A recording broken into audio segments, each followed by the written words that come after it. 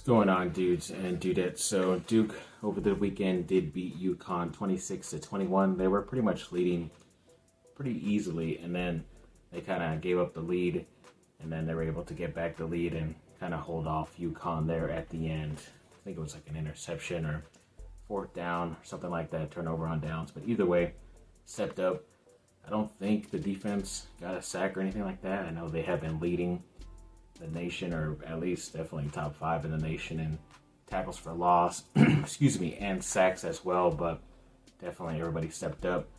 Malik Murphy looked a little bit better. They're kind of still trying to figure out the run game. I think they lost Jaquez Moore, their top running back prior to the game, so they had to go with a couple younger guys who did okay, but still you would prefer to have your senior guy out there helping out that young and kind of newly assembled offensive line. But either way, still got the victory. Very happy that they are 3-0, and both my teams, both my schools, USC and Duke in football, are both undefeated. So that's pretty cool to hear and see. I know I kind of predicted that they would go undefeated maybe until the North Carolina game, which looks a little bit easier coming up in a couple of weeks. I think they get Middle Tennessee State coming up this weekend, so that should be another victory in my opinion. And Jordan Moore, the wide receiver, yeah, he's been on a pretty hot tear the past 3 straight regular season games. I think in that span, he's like, especially this season, he's number 2 nationally in receptions and receptions per game, which is cool. And then I think dating back to last season's regular season games, he's had over 3 straight 100-yard receiving games too, so that was very cool stat to see. So congrats to him, and yeah, he's definitely jumping up my draft boards when it comes to players I would like on my Chargers team next year in the draft. So we'll see where he ends up. The Lakers did make a hire for their G League team, the South Bay Lakers. Did hire Zach Guthrie. Forget if he was from like Washington's team or maybe Utah, I forget which one, but if JJ Redick saw enough in him, then he must be a good developer of guys in that G League system. So hopefully that's the case for a lot of their guys moving forward. I believe the Lakers made a signing as well. They did sign a center in Christian Koloko, who I remember he's from Arizona, where he went to school. And he signed a 2-way contract, so they had to let go of one of the 3 other guys who were on that type of style contract, and I believe it was the Pittsburgh forward Blake Hinson that they let go, which sucks because he's a pretty good guy with size and good 3-point shooting ability. So hopefully nobody picked him up and added them to their like 2-way or something like that. And maybe if Koloko is good enough because they were able to sign him, then they sign him to a regular contract to stay on the Lakers full time instead of going back and forth with the G League. And then hopefully bring back Hinson as well to develop him. I know Koloko was kind of more known for his defensive stuff at Arizona, but he's turned out to be a pretty good offensive player in the NBA. Then he kind of had like a scary situation with like blood clots, and that's why he had to stop playing. But it looks like everything is good medically, so that's why he's making an NBA return. So hopefully this is a nice spark for my LA Lakers.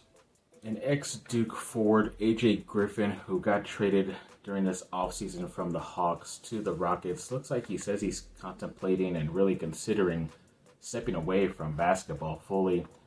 I don't really know if anything had happened off the court and in his personal life or anything like that, or unless, after a couple years in the NBA making a couple $1 million here or there or close to it, maybe he's decided that he's made enough money in his career and wants to do something else. So either way, hopefully it's nothing too serious or anything crazy like that, and hopefully we'll be able to find out some more news the next coming days or weeks.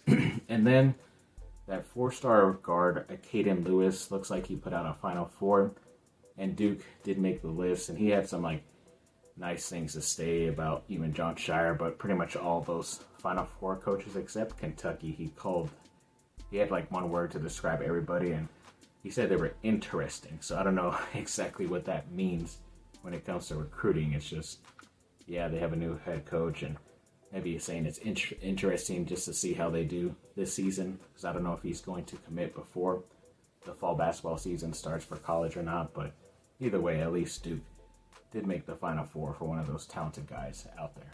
I'm going to read through a couple of these smaller sports from Duke real quick. So the women's soccer team looks like they beat Missouri 7-0. So that was good.